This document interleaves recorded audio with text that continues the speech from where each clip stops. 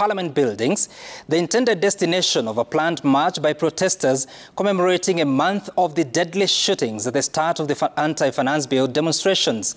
Police blocked the march today and fired tear gas canisters to disperse protesters who are also heading to the office of the president at the Harambee house to deliver a petition.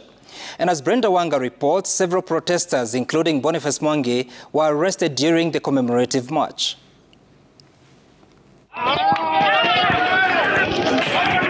The capital's central business district under a cloud of stingy tear gas.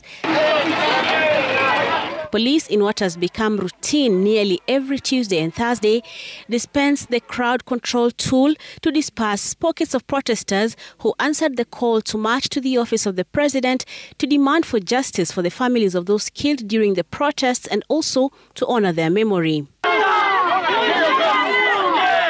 The protesters had gathered in the streets of Nairobi carrying flags, crosses, flowers and caskets bearing the names of those felled by police bullets or abducted and tortured to death.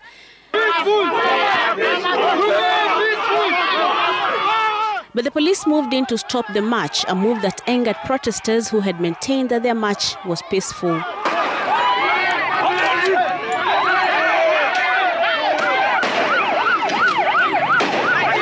It's nothing but corruption.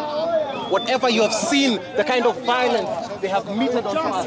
We were only armed with flowers.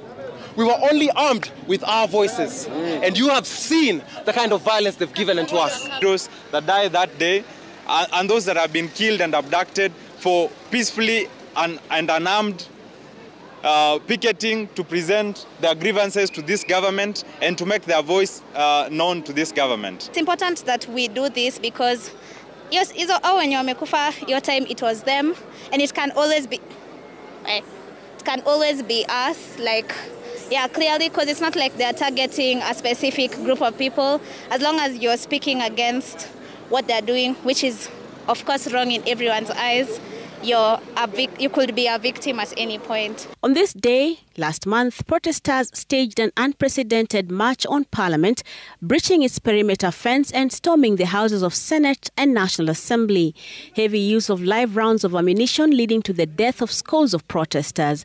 Some of those that died were peaceful and unarmed. These flowers, we bought them to commemorate the lost lives we've experienced and all of that.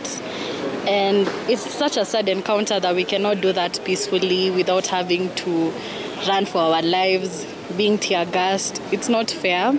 And whatever the government is doing right now is really, really, really wrong. And they're killing their own people. Mtachaguliwa na nani, ni sisi tu. A number of the leaders of the day's protests, including Boniface Mwangi and Shadrach Khalif, were arrested and taken to the Central Police Station.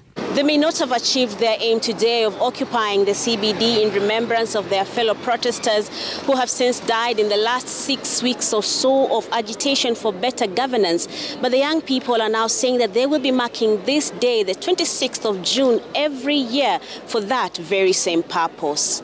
Brenda Wanga, Citizen TV, Nairobi.